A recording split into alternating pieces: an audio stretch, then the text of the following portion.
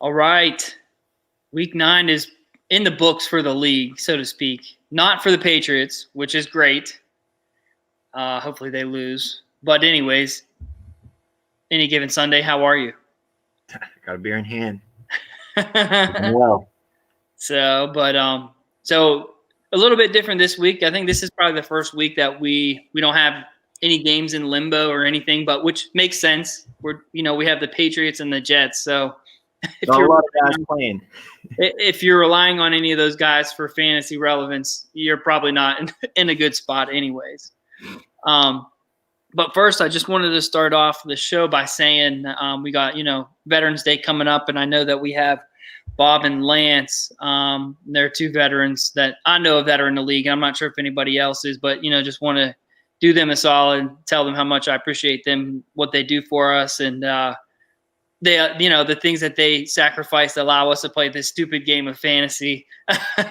And just that, I hope those guys know how much I appreciate them. Yeah, I second that 100%. Thank you, guys. And anyone else that was or served that we're unaware of, or your family members or anything, really. Yeah, we appreciate all you guys and girls. That's true. So, we were kind of talking a little bit beforehand, and I think what we got on the docket is we're going to talk a little bit about playoffs. I think, what did I say? Playoffs. We're 4 games out. Uh-huh. So we'll get into that, but, we'll kind of try and run through what we normally do. So no trades this week. I'll be curious to see what kind of moves happen this week, because I think this is it. And every team's in it. Every team still can make a run. Bro, you can make a run. Making any trade? I could. I don't know if I will. But everyone's still technically in it. I mean, from what I can see. Record-wise, we might have fucked up on the stat casting. It was done in about 5 minutes while I was at work. But well, that's not our fault. That's research's fault. We'll complain to them, behind the scenes. All right. So our first waiver wire pickup, we had Jordan Reed going for $35 to Rich. Gave him a whopping 0.3 points this week. I think unless you have Kelsey, who else? You say that every week. Is that because you have Kelsey? I know. It's great. Unless you have Kelsey or who's one of the other big names? Well, Kittle, but he's hurt. Or Kittle. Pretty much. Waller. I mean, it's really been the Kelsey show primarily this year. I think the second tight end that I would prefer to have up to this point has probably been Smith from Tennessee. Yeah, he's had a good season. Because Mark Andrews hasn't really done a whole lot. No. Waller's had a couple big games, I think, but hasn't been as consistent. Kelsey's the only name that you seem to have like 80 to 100 yards every week, or if he has a down game production wise with yards, he has a touchdown. Sometimes you get the tandem of both. He's a legit top 10 receiver. Forget the tight end aspect of it.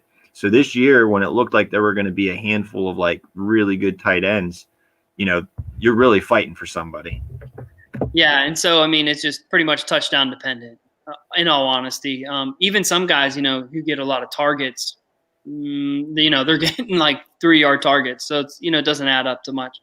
I mean, the last couple of weeks, I think Ebron's been decent because he seemed to have I think he's had a touchdown the last 2 or 3 games. Yes, yep, he has, and you can pick up a guy that scores a touchdown. It helps you, and more power to you. But so Rich spent up for Jordan Reed. And then the other notable one we had was Jordan Wilkins for 29. There's 3 bids on it. The Yinzers were able to scoop him up, and he got 3.8 points. So, I mean, that's a tough defense to go against as far as rushing anyways. I don't think it would have made – I don't think, if Lance would have had a different guy in there, would have made a whole lot of difference in his matchup. Rich kind of took him to the woodshed this week, but I think Lance kind of made it clear he's taking a year off, which it'll be his first year of the keeper league that he will not be in the playoffs. Well, that's not true though. If he doesn't make it, yeah, I mean we don't know. I think I mean, that's what we're going to work into is talking about the playoff positions and how we think that's going to play out. But really, is the way I look at it, I think the last spot, maybe even the last two spots, are going to be up for grabs up until the final week. Yeah. I mean, those are potentially 6-win spots. So you may not even need to get to 7. Right. Just depends. Yeah. So I got, if we're going to jump into that, why don't you take the lead and kind of, I know you did a lot. Research did a lot of research today. So no, the research department did that. Yes. So we'll just go up at the first, start with the first division there, which is my division, the Permani Brothers division. And I think Tuscan Chaos takes this division pretty easily. Bro, it's not Tuscan, it's Tucson. On Tucson, whatever. It's not. He's not in Italy. I'm Italian. Oh, that's true. There you go. Yeah, but regardless of name, the Washington football team. The Washington Chaos. Yeah, the Tuscan football team. I think he takes this division pretty easily.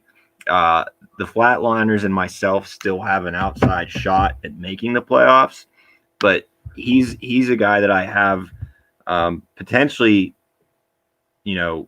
winning it all this year. I think I've talked about him a couple times before. I really like his team. He's really strong at wideouts.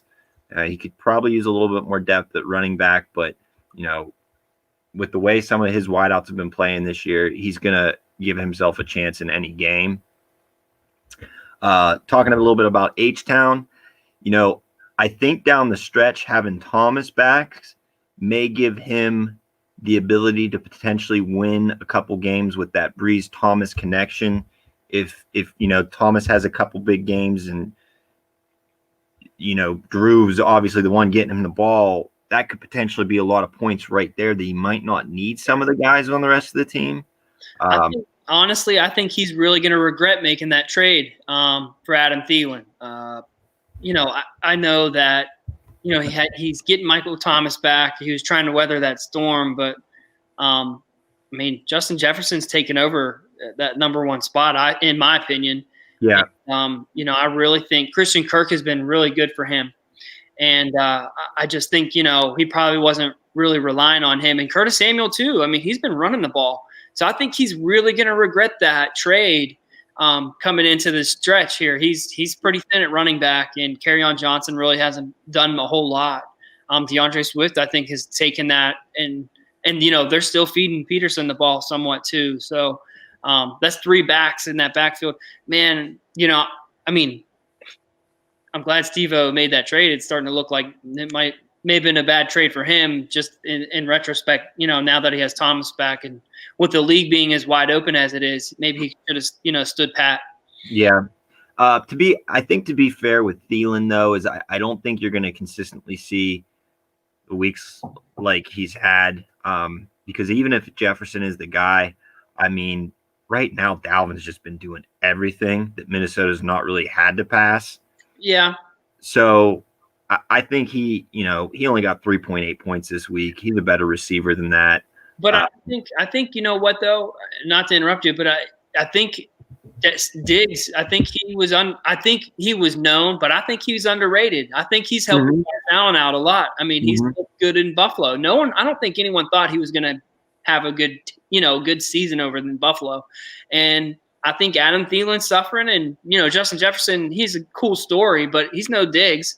So it makes you wonder. I think it's yet to be seen about Jefferson. Diggs. I've always liked Diggs a lot. I've went after him in the other leagues that I could to try to get him on my squad because he was going so late in redrafts, and I just liked his skill set. So off the topic of that, Jefferson's didn't have a preseason to ramp up to game speed. Really didn't see a lot of him from the first couple games that he's played. Then all of a sudden he came on. So I don't know. Minnesota seems to be getting it together though as a team. So there's a lot. I think he still has a shot to make the playoffs. I guess for me, what I'm saying is feeling for Connor. I didn't see it then, and I'm not seeing it now. And I'm thinking with Diggs not there, I think it's kind of a glaring. Like I think Diggs opened it up for Thielen. Right. You know, that's just my opinion. But. Right. I don't really like talking about myself, but I will say this. You know, I technically am still in it. My whiteouts have been like the only decent, I guess, surprise. Will Fuller. but getting the way Kansas City is operated and Edward Helaire, I just don't have the depth at running back that I would like to have. So technically I still can get there. I play you this next weekend, which is going to be a really hard matchup for my squad. I've tried to get young, and I really don't see myself making the playoffs this first year, but I'm going to give it everything I got until the wheels fall off. Yeah. We'll go into the next division then, which I got to refresh on my phone, is the Heinz division. We got Bob taking a big win this week over you. I think that win helps lock him up with the top spot in that division. And credit to him, he's had injury issues and he's made good moves throughout the season to get seemingly unknown guys off of waivers for a week to score him double-digit points to pull off wins. McCaffrey now back, but maybe injured again. Who knows? But he's got the backup on the bench if he needs to go back to Davis, I believe. Yeah. So I think he's in a good spot to make the playoffs, potentially also make a deep run. I think if we were to give out the award for manager of the year or whatever, I think Bob's pulled all the right levers this year, making some good trades, shoring up his backfield.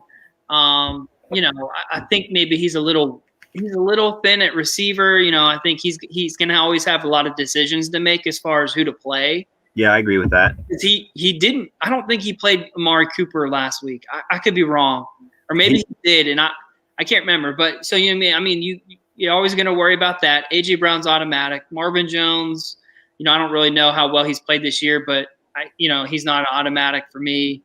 And then you look at let's see here. I mean, he's had Saquon lost to injury, McCaffrey out for a long time. Now he's lost Kittle seemingly for maybe the rest of the year, or at least till playoffs, if not longer. Yeah, and so I think he's really done a good job at pivoting and just keeping his team in contention. And I think with the injuries, he'll have a good team next year. Right. But he's made all the right moves. He paid up for Mike Davis, and he's going to be a force no matter if he has McCaffrey or not. So kudos to him. Yeah, I agree there. I also think the team finishes that division in second makes the playoffs. So I think that's Mokel's team, right? Yep. I think he makes the playoffs just based on basically what Dalvin's doing right now. Having him and Patrick Mahomes, the amount of points that he's getting from those two guys the last couple of weeks, that alone I think wins him games, gets him into playoffs. He's got Julio Jones on the squad as well. Not very deep at running back, but he has, I think he has enough to get there and be formidable once there. Yeah. He definitely might be, I don't want to say it, but, a team you would want to see in the playoffs. Because if you get a average game from Mahomes and an average game from Cook, with his roster, I think you're looking at a pretty good shot at him scoring low. Right. Kind of what I'm thinking. But you also look what happened. Both those guys almost scored 40 apiece. So. Right. So when you're getting, those two guys could have damn near beat me this week, if not. So it's crazy. You got Rich in that team, and he's had injuries all year. He's been unlucky a few times in very close games. Initially I had him missing the playoffs because I kind of did some math wrong, but he's still got a shot. I didn't look. So the one thing I didn't look at was the guys' schedules from here on out to see who everyone plays. Yeah. But he's got some receivers on his team, but Mike Evans just seems to be underperforming. Allen Robertson, I like him a lot because he's a target monster. Mm-hmm. Jerry Jeudy had a breakout game. We'll see if he can keep that up. His backs kind of leave me with a lot to be desired, although he might have Joe Mixon coming back. That would be a big shot in the arm, I think, for him in that offense. So he's one that I have fighting for, that last spot or two. Yeah, I think definitely, he's going to be scrapping. So it just kind of, I think it's for some of those guys with the kind of down at the, 8, 9, 10 spot, they're just going to have to make the right plays and play the right guys, and probably get lucky. Get lucky. Yeah. All right, so I'll wrap that division up. We'll move into your division, Hoove, the Iron City division. I have you taking this division. I think you're in a good spot now. You got I think you get a pleasant surprise with how Herbert has played and looked.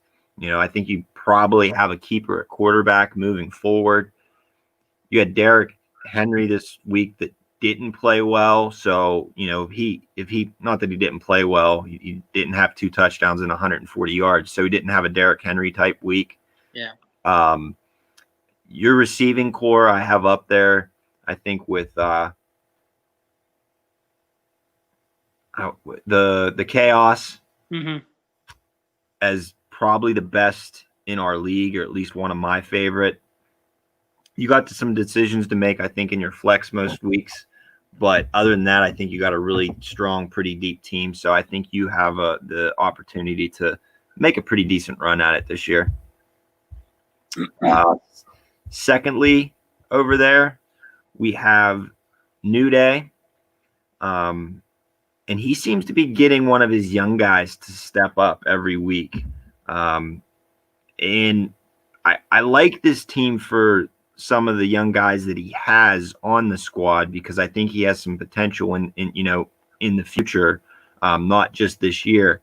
I won't say that I have him necessarily as a contender overall, but I think he does make the playoffs. He's had some guys not T.Y. Hilton this year hasn't shown up, but he had he had Robert Woods on bye this week. Kenny Galladay's been hurt in and out all year. So he's got some receivers, not very deep at running back.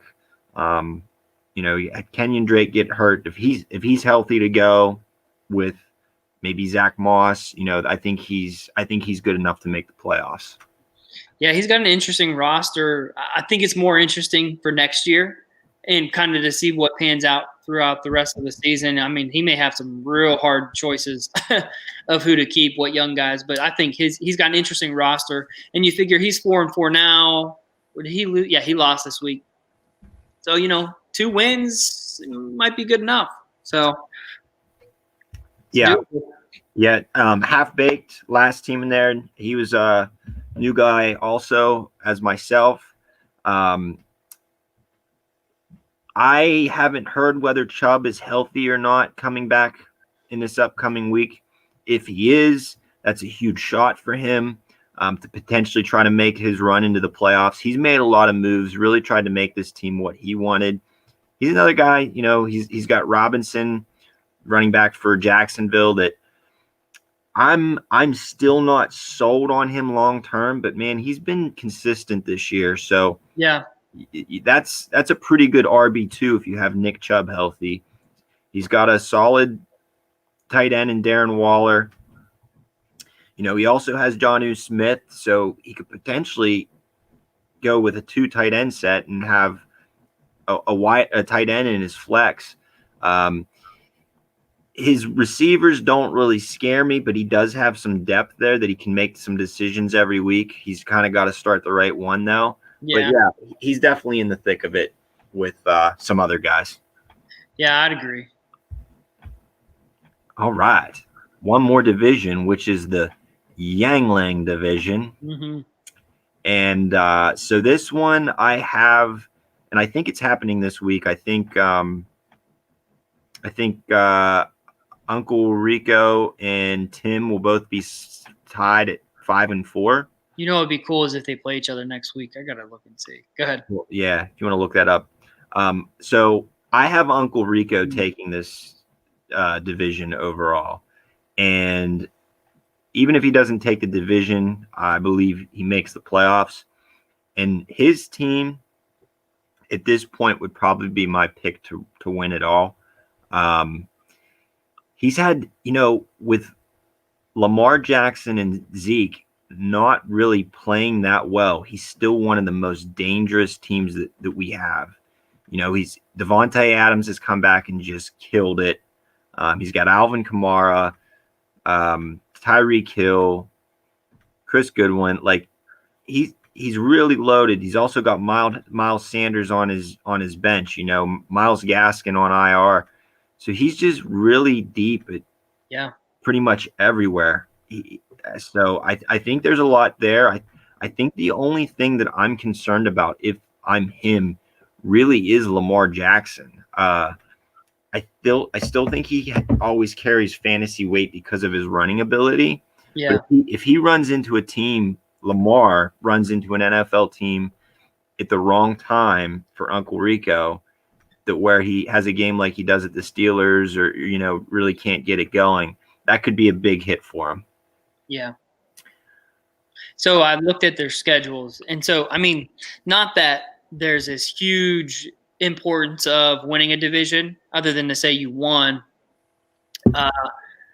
Tim has he has a much easier last 4 games than Uncle Rico. Uncle Rico, he's got I would say Tim's got 1 big game left, and it's against Uncle Rico, and then Uncle Rico probably has 2 or 3 big ones. Yeah. But I mean, he's just got such a dominant team that he should be fine. But I think he plays Bob once. He plays a Tuscan Chaos. And then he plays Tim. Not that, Tim's team is awesome, but that's a big game. Yeah. But I think they both probably will end up making the playoffs. Like I said, those guys, Tim I think they're both 5-3 or maybe whatever. They only need a couple more wins. So they're definitely, I think, going to get in. Yeah, I definitely think they both get in.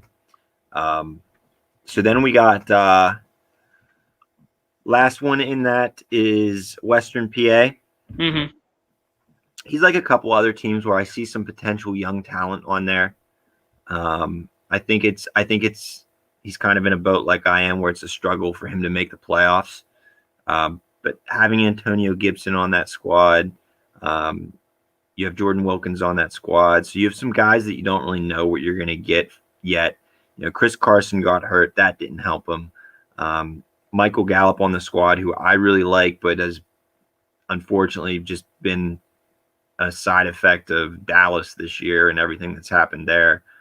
So I don't know what his schedule's like, but I think it is a struggle for him to make the playoffs like a couple of us other guys. But I think it obviously is doable. Yeah. Yeah.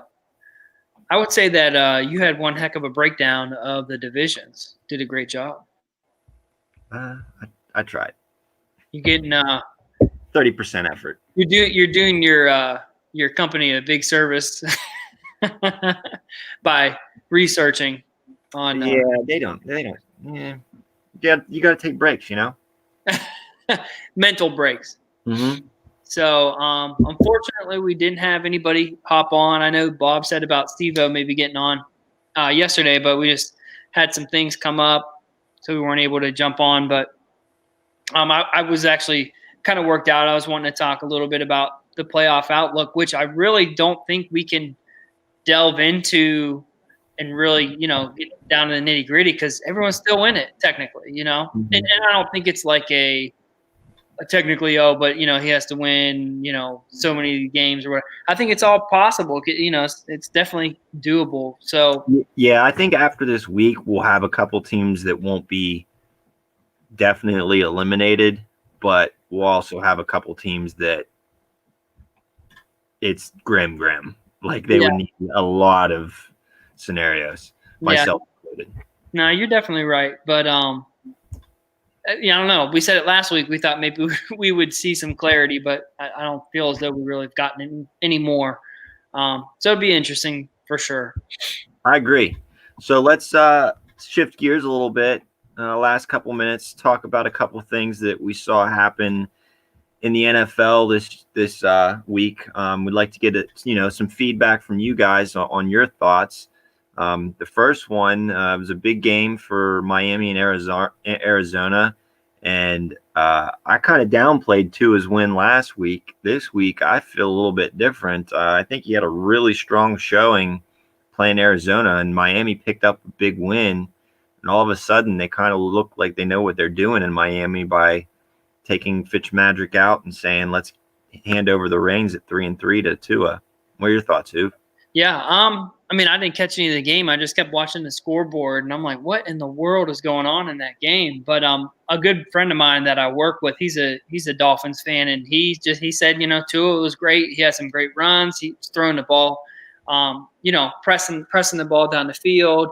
He was really impressed with him. He said after the first week, he said that he felt like he didn't have to do anything, so they didn't really force the issue.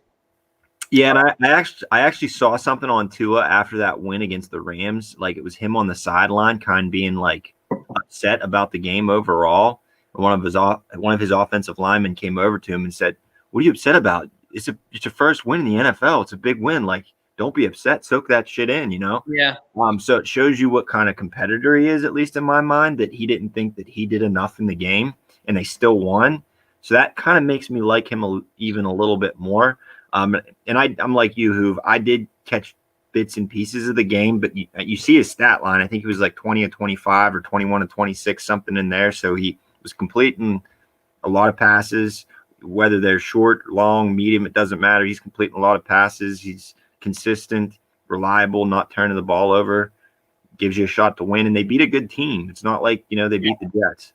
I mean, it's Kyler Murray. And I was talking to someone, my buddy of mine at work. I was just saying, what's interesting, what will be really cool to see over the next couple of years is, you still have the old heads with Roethlisberger, Breeze, Brady, Rodgers. And then, you have some of the younger guys, Mahomes, Watson, Kyler Murray now. I mean, it's a little early to say it about Tua, but it looks pretty good. Mm-hmm. A lot of these young quarterbacks, and it's kind of like it's no longer – few and far between to get a good quarterback. It's, it seems like it's pretty capable. We haven't seen this in a long time. And so it'll be interesting to see if the tables turn where we're talking more about defenses, who can create a good or a formidable defense to play against some of these quarterbacks. Cause it seems like, a lot of, if you can get a mobile quarterback, they kind of can figure it out. I mean, I didn't even mention Dak. I mean, there are a lot of young Herbert guys. looks good. You got Herbert, Allen. Just in the last couple – I mean, these guys aren't rookie. Well, Herbert is. Allen's not, but still, Allen that gets overlooked. He's not been in the league very long. Well, this is Mahomes' third year of starting. Yeah. So, I mean, I think so. It'll be interesting to see if that transition happens where it's more about can you get that defense that is a good defense. I think it's going to change. It's going to change from trying to get that quarterback to how can we shore up a good defense. Yeah, I think you're right. So talking a little bit more about good defenses, let's talk about the Steelers because they picked up what should have been an easy win. Definitely wasn't. They beat Dallas to go to 8-0. I will say I think that Dallas played better than I've seen them play for most of the season. I think Pittsburgh, as Pittsburgh normally does, plays down to their competition. I think we got some help at the end of the game. Honestly, I don't think that there were necessarily bad calls. There were some questionable calls, I would say. But regardless, the Steelers find a way to win, and that's what it's about. Their defense comes up big again. Ben does his thing again to lead them from behind. Steelers are 8-0. Looking like one of the better teams, I think, at this point in the NFL, regardless of whether you're a fan or not. What's fun about their defense is it's no longer like a bend but don't break kind of boring defense, but where they turn you over now. They're winning games because they're turning you over, which they did a little bit last year. I really think we're seeing the absence of Devin Bush. I think their defense hasn't looked that great the last 2 weeks. Mm-hmm. I mean, that was bad against the Ravens, what they gave up. And, and they let some fourth string quarterback come in and, not look terrible. But I think that's also in part because the offense didn't really put any points up, so they can't start rushing the quarterback. But, I think Ben still looks kind of rusty. He's moving, he looks rough in the pocket. And you know what? That's fine if he's taking these short shot, passes, and he takes a few shots a game, but he's not like he used to be. And it'll be interesting to see if they can keep him healthy. And it'll be tough. But I mean, come on, no one's not picking the Chiefs. If you don't pick the Chiefs, you're crazy. The Chiefs could be down 20 points. That's nothing. I was thinking about it was crazy. I was watching the Seahawks game. Never felt like they were really out of it. That was one of the. But it's not. So, I think the Steelers have a lot of work, but they also are, Mahomes in that offense is ridiculous. It's sick. Yeah, I think I think the same too. I think with the difference between Seattle and Kansas City is at least in my mind a respectable defense. In Seattle, man, I've not seen them look good in the last few weeks. I mean, they've gave up a lot of points all year, but they've looked bad. So Wilson's thrown some weird picks, man. They look bad, like bad picks, Yeah, I mean, I only saw the one from the Bills game. I don't know. I still think he's one of the best quarterbacks, and I still think he's probably an MVP candidate. I won't say he's the front runner as I thought he was a couple weeks ago. I think Mahomes is probably taking that line back again. Yeah. Aaron Rodgers had a big game again, so there's a couple guys. I think there's still too much season. There's nobody running away with that yet. But yeah, I think we got a lot of season left for the NFL. That's all really I got. Hoove. Anything else you want to talk about? No, I think that's good. We do have something special in the works for next week's show. So be on the lookout for that.